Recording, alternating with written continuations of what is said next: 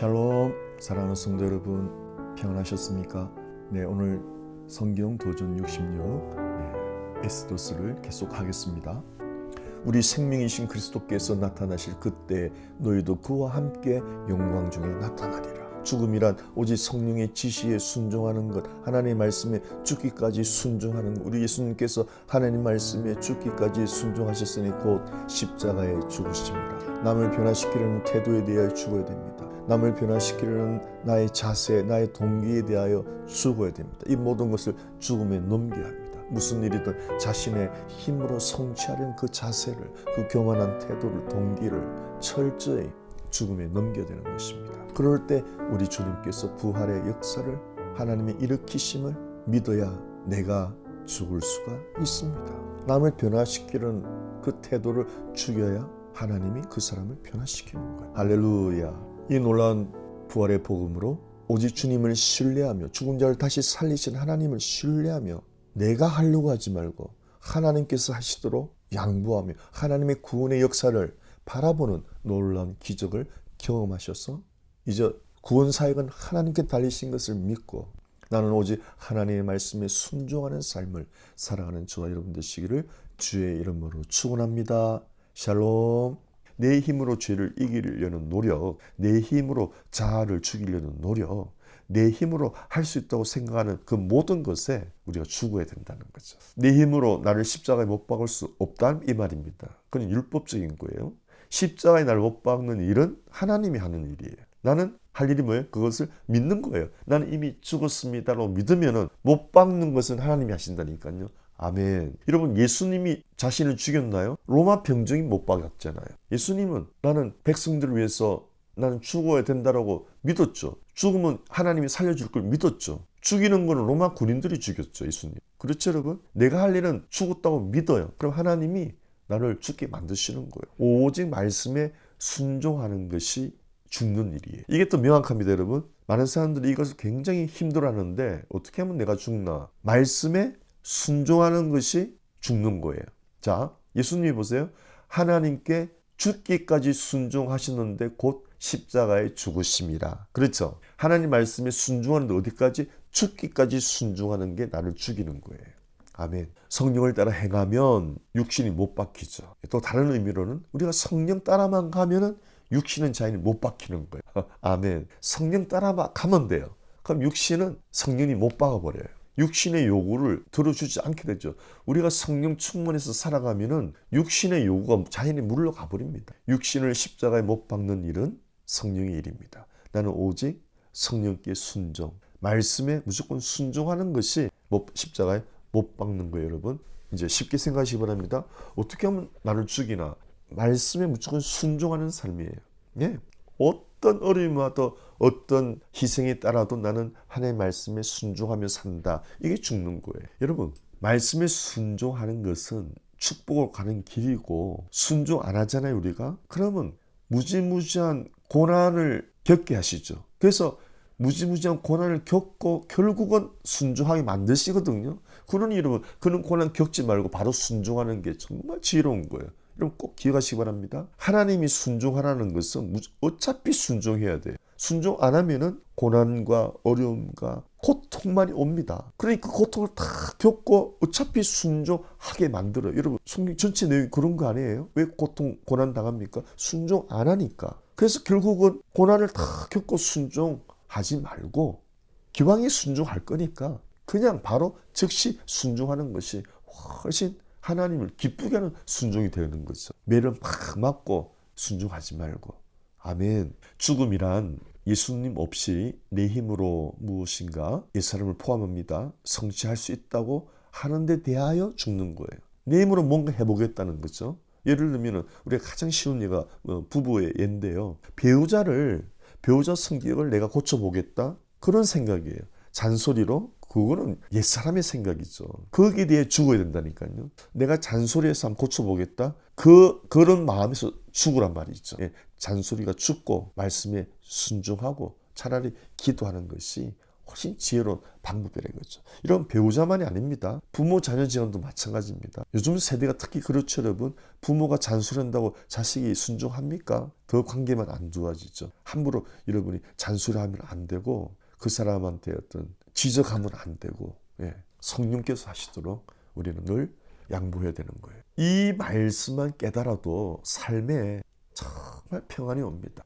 많은 사람들이 남의 일에 간섭하다가 어려움 겪고 내가 해보겠다고 하다가 풍지박산을 만나는 거예요. 내가 해보겠다고 하다가 어려움을 다 만나는 거예요. 그래서 이 공과를 우리가 빨리 깨달아야 됩니다. 내가 해봐야 되겠다는 데서 죽고 내가 한번 어떻게 해봐야 되겠다는 것에 대해 죽고 철저히 성령님이 하시도록 맡기는 거예요. 그것이 믿음이죠. 믿음. 그럼 목사님 아무것도 하지 말고 영적인 거 말이죠. 예를 들어서 남을 고치려 한다든지 어떤 교회 사역에 내가 한마디 해줘야 되겠다든지 그런 걸 말하는 거죠. 일반적으로 내가 뭐 요리를 하고 방 청소를 하고 그거는 내가 해야 되는 거죠. 그런 것은 당연히 해야 되는 거고 어떤 영적인 영역을 말입니다. 그 사람을 고치려 든다든지 교회 어떤 영적 사역에 내가 한마디 해야 되겠다든지 그런 건 절대 하지 마라 이 말이에요. 기도를 해주는 것이 지혜로운 방법이고 성령께서 인도하시도록. 아멘이죠. 예수님 모습을 한번 볼까요? 베드로전서 2장 23절에 자 우리 예수님은 어떻게 사셨나? 욕을 받으시되 남들이 막 욕을 하잖아요. 근데 예수님은 욕 안 했대요. 나한테 욕한다고 욕 안 했. 근데 우리는 아니잖아요. 욕하면 나도 욕하고 싶잖아요. 특히 부부지간에 그죠? 약간 언성 높이면 나도 언성 확 높이잖아요. 좀 딱딱한 소리 내면 나도 그렇게 하고 싶잖아요. 그럼 예수님 그렇게 안 하셨다는 거예요. 여러분 가장 심한 말이 욕 아닙니까? 심한 말을 듣는데 우리 예수님은 심한 말 안 했다는 거예요. 우리가 이것만 배워도 얼마나 좋을까요, 여러분? 그죠? 이것만 배워도. 남은 나한테 심한 말 하는데 나는 안 한다. 나를 힘들게 하는데 막 고난을 주는데 우리는 그렇게 안 한다는 거죠. 그렇게 안 한다. 어떻게 해요? 예수님 오직 공의로 심판하시는 성부 하나님께 부탁한단 말이죠. 자기는 대응 안 한다는 거예요. 욕한다고 나 욕 안 하고 우리 하나님 알아서 하신다. 이렇게 믿는다는 거죠. 그러니 인생이 얼마나 살기가 편해요. 얼마나 자질구레한 일에 스트레스 받을 필요가 없잖아요. 하나님이 다 하시겠지. 나는 대꾸 안 해. 나는 반응 안 해. 우리 하나님이 다 하시지. 정말 이것만 배워도 여러분 얼마나 우리가 영적으로 사는 겁니까? 그렇죠? 이 말씀을 한번 깊이 생각해 보면은 항상 예수님은 아버지를 생각했죠. 성부 아버지를 아버지 지시에 순종하려고만 했죠. 그러므로 나를 십자가에 못 박는 일이란 뭐예요? 하나님 말씀에 죽기까지 순종하는 것인데 곧 십자가에 죽으심이라. 이것이 가장 큰 가르침입니다. 평생 우리가 마음에 새겨야 할 일. 주님이 뭐 하라 명하시면은 무조건 행해야 돼요. 주님이 명령하시고 절대 철회하는 법이 없어요. 우리가 그걸 불순종하잖아요. 온갖 고난을 다 당하고 얻어맞고 어차피 순종해야 되는데 그냥 명령 떨어지자마자 순종하는 것이 가장 지혜롭고 하나님을 기쁘게 해드리는 거란 말이죠. 자, 고린도후서 13장 4절에 그리스도께서 약하심으로 십자가에 못 박히셨으나 죽음을 말하죠. 오직 하나님의 능력으로 살으셨으니 부활이죠. 자, 여러분 이거 정말 깊은 주제입니다. 여러분 약할 때 강함 대신에 그 찬송 있죠. 예수님은 강하신 성자 하나님인데도 스스로 약해지시는 거예요. 스스로 약해지셔서 십자가에 못 박히는 거예요. 강하신 분인데.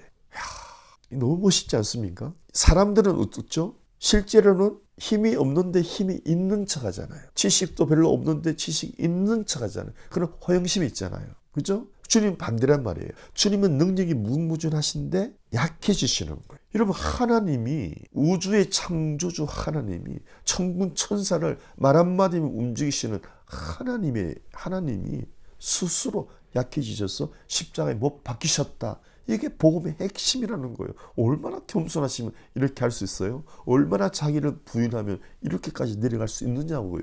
여러분 이것만 한번 철저히 묵상해 보십시오. 얼마나 깊은 은혜가 올까요? 우리는 참 간대예요. 저부터도 그래요.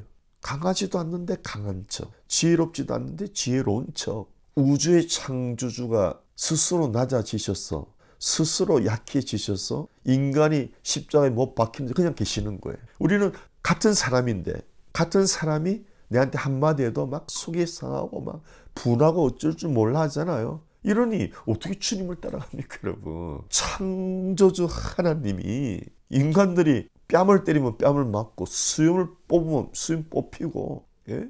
채찍질 때리면 뼈가 드러날 정도 채찍을 맞아주고, 욕을 해도 가만히 계시고, 그냥 자기를 죽이는 사람 앞에 양은 참참히, 그 참 신비해요. 양은 가만히 있어요. 죽음의 자리에서. 돼지는 막 멱다른 소리로 거부하는데, 닭도 막 꼭대하고 난리지기잖아요.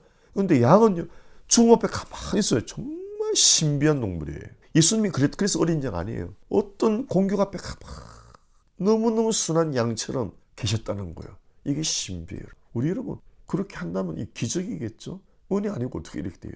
사람이 날 공격해도, 날 무시해도, 모욕을 주어도 가만히 있는다. 죽은 자처럼 가만히 있는다. 그런데 예수님이 그렇게 죽으니까 우리 하나님 가만 계세요? 오직 하나님의 능력으로 살리셨으니 부활이 있죠. 할렐루야. 죽는 거는 우리 일, 순종하는 건 우리 일, 순종하면은 엄청난 축복이 온다는 거예요. 부활처럼. 아멘. 예를 들어서 여러분이 굉장히 이제 모임에서 심한 모독을 받았어요. 막 주변에 긴장감이 막 돌아요. 어우, 저런 싸움 나겠다. 그랬는데 모독받은 여러분이 가만히 있는 거예요. 너무 편안하게. 그래서 사람들이 얼마나 놀라겠어요. 와, 저 사람 내공이 장난 아니구나. 전혀 미동도 하지 않는다면은 전부 은혜 안 받겠어요, 여러분? 왜? 바로 그런 삶을 말하는 거예요. 이거 뭐 은혜 아니면 안 되죠. 얼마나 우리가 은혜가 필요한 겁니다. 고린도전서 1장 25절에 하나님의 미련한 것이 사람보다 지혜 있고 하나님의 약한 것이 사람보다 강하니라. 참 역설적인 진리죠. 우리 하나님께서 하시는 게 미련한 것처럼 보이지만 어떤 사람보다 지혜롭다는 거예요. 우리 하나님이 약해지시는 것 같지만 어떤 사람보다, 어떤 장군보다 강하다는 거예요. 그래서 자문에도 나와 있죠, 여러분. 성을 빼앗는 것보다, 그죠? 자기 마음을 지키는 자가 더 강한 자다. 뭐 그런 말씀 있죠. 여러분께서, 저와 여러분이 하나님을 생각함으로 내가 스스로 약해지겠다. 하나님을 생각함으로 내가 내려가겠다. 내가 하나님을 생각함으로 나를 모독하는 말에 내가 똑같이 반응 안 하겠다. 이것이 하나님을 기쁘시게 하고 이것이 어떤 사람보다 강한 것을 보여준다는 거예요. 흔히 말하는 내공을 보여준다는 거예요. 아멘. 사람 앞에서 막 잘난 척하고 막 뭘 좀 보이려고 말 많이 하는 게 아니고 나는 뭐 미련한 사람이다라고 가만히 있는 게 어떤 사람보다 지혜로운 모습이라는 거죠. 아멘. 역설적이죠. 네.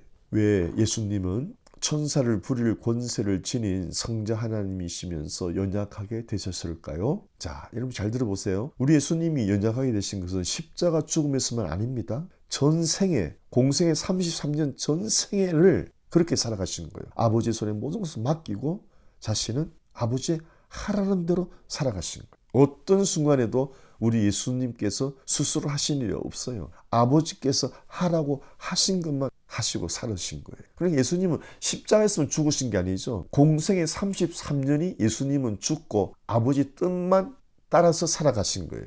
죽은 자처럼 살아가신 거예요. 십자가에서 죽은 거. 우리 예수님은 처음부터 그 십자가까지 죽은 목숨으로 살아신 거예요. 오직 아버지 말씀에 순종하면서 사셨다는 거죠. 대단하죠, 여러분? 어떻게 우리 주님 그렇게 사셨나? 하나님 아버지께서 모든 결과를 책임지실 것을 알기 때문에 하나님이 다 알아서 하시기 때문에 우리는 순종만 하면 된다는 거죠. 심지어 죽기까지. 뭐 죽으면 하나님이 살려주시겠지만 아브라함이 그 믿음으로 칭찬받았잖아요. 이삭이 죽으라 하셨는데 살려주시겠지. 그리고 칼을 딱 들었잖아요. 그 하나님이 너무 기쁘셔서 스탑. 이제 됐어. 내가 너 믿음을 알았어. 내가 양을 준비했으니까 이삭을 풀어주고 양을 바쳐라. 할렐루야. 그러므로 죽음은 뭐죠? 하나님을 전적 신뢰한다는 거예요. 아브라함처럼. 여러분, 아브라함이 왜 믿음의 조상입니까? 하나님을 전적 신뢰했다는 거예요. 자기 목숨보다 귀한 이삭을 바치라는데 아브라함 하나님 믿었거든요. 뭐 죽이시면 살려주시겠지. 참 죄송합니다. 살려주시겠지가 아니고 내가 죽여도 우리 하나님 반드시 살리신다. 전적 신뢰죠. 그러니까 순종할 수 있죠. 하나님이 다시 살려주지 않는데 자기 자식을 죽인다? 그거 비정한 아버지죠. 광신자가 되어버리는 거죠. 하나님을 안다는 것이 헬라어로 기노스크죠. 부부관계적으로 깊이 아는 거. 하나님을 그렇게 잘 아는 거예요. 그렇게 신뢰한다는 거예요. 그러니 어떤 명령에도 순종할 수가 있는 거죠. 우리가 순종하기를 머뭇거리는 것은 하나님을 잘 모른다는 뜻이에요. 혹 불신앙을 가진 거고요. 네. 그래서 지시를 받은 대로 행하는 삶이 가장 지혜로운 자입니다. 하나님 명령 떨어지면은 그대로 행하는 것이 가장 지혜로운 방법이고 하나님을 기쁘게 하는 거고요. 그럼 지시가 어디 있습니까? 하나님 말씀 안에 다 들어있잖아요. 그래서 하나님 말씀을 볼 때 여러분 무슨 지식을 쌓으려는 것이 아니고 하나님 오늘 나한테 뭐라고 하시나? 어떤 명령을 내리시려나? 이런 기대감으로 보면은 반드시 그 말씀 속에 어떤 명령이 있어요. 그 명령을 순종해보란 말이에요. 네, 그럴 때 큰 은혜가 오고 복이 온다니까요, 여러분. 그래서 그걸 한번 경험하죠. 그러면 내가 이번 순종하면 하나님이 어떤 복을 주실까 이런 기대가 막 또 온다니까요. 네, 그게 신앙생활이 아주 익사이팅하죠. 정말 살아계신 하나님과 동행하는 거죠. 네, 성막도 그렇죠. 모세가 성막의 설계도를 받았잖아요. 그래서 성막 그 출애굽기나 레기 보면은 그 지시를 받은 대로 그대로 만들었다고 계속 반복되잖아요. 지시를 받은 대로 그대로 만들었다. 예, 이것이 우리 신앙의 삶이에요. 하나님이 지시하는 대로 그대로 순종하는 삶, 이게 신앙이에요. 고린도후서 1장 8절에서 9절에 힘에 지나도록 심한 고생을 받아 살 소망까지 끊어지고 우리 마음에 사형 선고를 받은 줄 알았으니. 자, 여기서 여러분 보세요. 심한 고생, 힘에 정말 지나도록 심한 고생, 아주 살 소망이 끊어졌대요. 심지어 마지막에는 마음에 사형 선고 떨어졌대요. 당신이 이제 열흘밖에 못 삽니다. 그런 사형 선고가 받았다는 거예요. 왜 이런 하나님이 어려움을 주시나? 바울은 이런 걸 통해서 어떤 환경에도 하나님은 능치 못함이 없으신 분이라는 사실을 알게 되는 거예요. 이런 무지무지한 고난, 고통을 통해서 하나님을 신뢰하는 법을 배우는 거예요. 왜요? 그런 어려움 가운데서도 반드시 하나님이 통과하게 해주셨으니까. 그래서 결론이 뭐예요? 이는 우리로 자기를 의뢰하지 말고 오직 죽은 자를 다시 살리시는 하나님만 의뢰하게 하십니다. 참 멋진 말이죠, 여러분. 왜 이렇게 무지무지한 고난, 고통이 오나? 마음에 사형 선고 받은 듯한 아주 뼈가 저리는 그런 아픔을 겪게 하시나? 우리 자신을 의지하지 말고 오직 죽은 자를 다시 살리시는 하나님만 믿고 살게 하라 하십니다. 이 목표라는 거예요. 죽은 자를 다시 살려주신다. 이거 믿으면 뭐가 겁나죠, 여러분? 에스더는 명을 받고 자기 자신에게 죽음을 선언했죠. 죽음은 죽으리다. 그래야 지시대로 행할 수 있죠. 왜요? 왕이 부르지 않았는데 왕 앞에 가면은 죽음이 사형받거든요. 그러니까 성령님이 왕 앞에 가라 했는데 그 순종하려면은 목숨을 딱 걸어야 되잖아요. 예, 죽음은 죽겠습니다. 그런데 죽어요? 살아나죠. 부활하죠. 네, 그래서 참 믿음은 죽은 자를 다시 살리시는 하나님이다. 이건 믿으면 못 믿을 게 없죠. 그죠? 인간의 끝은 죽음이잖아요. 여러분. 그러니까 여러분 재벌도 온갖 고난 역경을 당해도 죽음 앞에는 두려워하잖아요. 믿지 않는 사람들은. 근데 우리는 죽음을 두려워하지 않으니까 마귀에게 종노를 하지 않잖아요. 왜? 죽음은 마귀의 사망 권세니까. 그래서 죽은 자를 다시 살리시는, 마귀는 기껏 우리를 죽이는 게 마지막 일이고, 근데 죽여봐야 하나님 다시 살리신다는데요. 그 하나님 믿으니까 마귀가 겁나지 않죠. 세상이 겁나지 않죠. 다시 말하면은 죽은 자를 다시 살리시는 하나님 믿으면은 세상이 나를 감당 못하는 거예요. 아우, 저 사람은 안 돼. 세상이 우리를 어떻게 할 수가 없어요. 꼭 이 믿음 가져야 돼요. 하나님은 죽은 자를 다시 살리신다. 그래야 내가 날마다 죽을 수 있어요. 네. 어떤 고난도 역경도 살 소망이 끊어진 시점에도 마음의 사형 선고가 떨어져도 하나님만 의지하는 삶, 어떤 어려운 가운데도 샬롬이 나를 지배하는 삶. 여러분 창세기 22장 4절에 보세요. 제3일에 여러분 이 본문 보세요. 제3일에 하나님 명령 떨어진 지 제3일에 아브라함이 눈을 들어 그곳을 멀리 바라본지라. 이제 그 모리아산을 올라가는 겁니다. 모리아산을 바라봅니다. 이에 아브라함이 종들에게 이르되 너희는 나귀와 함께 여기서 기다리라. 여러분 잘 들으세요. 뭐라고 그러죠? 내가 아이와 함께 이삭과 함께 저기 가서 예배하고 우리가 너희에게로 돌아오리라. 이야, 이 믿음 보십시오. 지금 이삭이를 죽이러 가는데 다시 이삭이하고 같이 돌아오겠대요. 얼마나 하나님을 신뢰하는 거예요. 내가 이삭이를 죽여도 바로 그곳에서 살려줄 걸 믿는 거예요. 3일에. 하나님 명령 떨어졌죠. 3일 전에 이삭을 번제로 바쳐라. 그 3일 동안이 아브라함은 제일 고통스러운 기간이에요. 그 3일이. 근데 결국 순종하잖아요. 이게 죽으면 살리라의 모습이에요. 예. 죽을 뿐만 아니고 내가 아이와 함께 이삭과 함께 돌아온다는 이 말이 너무 여러분 믿음의 말이잖아요. 저는 이걸 이번에 처음 발견했습니다. 좀 부끄러운 이야기지만 내가 아이와 함께 돌아오리라. 말 그대로 돌아오잖아요. 근데 더 신기한 것은 물론 이제 우리가 아브라함이 믿었죠. 이삭을 죽여도 살려줄 걸 믿었는데 그날 바로 살려줘서 바로 내려올 것은 나는 예상 못했거든요. 근데 아브라함은 그날에 하나님 내가 죽여도 그날 이삭이 살려줘서 내가 다시 돌아온다라고 말하는 거 보세요. 얼마나 믿음의 말입니까? 에스더도 5장 1절에 제3일에 여러분 제3일 벌써 예수님 3일 만에 부활하신 게 지금 계속 나오는 거예요. 이렇게 복음은 숨겨져 있어요. 제3일에 에스더가 왕후의 예복을 입고 이제 왕 앞에 나갑니다. 목숨 걸고 나가는 거예요. 목숨 걸고 나가는 사람이 여왕의 옷을 입고 왕궁 안뜰 곧 어전 맞은편에 선이 딱 서면 죽거든요. 근데 죽었어요? 아니죠. 왕이 금호를 내밀고 딱 만지니까 내 손이 무엇이냐 이러잖아요. 역전이 일어나는 거죠. 그게 바로 부활 아닙니까? 또 여호수아 3장 1절도 마찬가지예요. 또 여호수아가 아침에 일찍이 일어나서 그와 모든 이스라엘 자손들과 더불어 요단에 이르러 건너가기 전에 거기서 유숙하니라.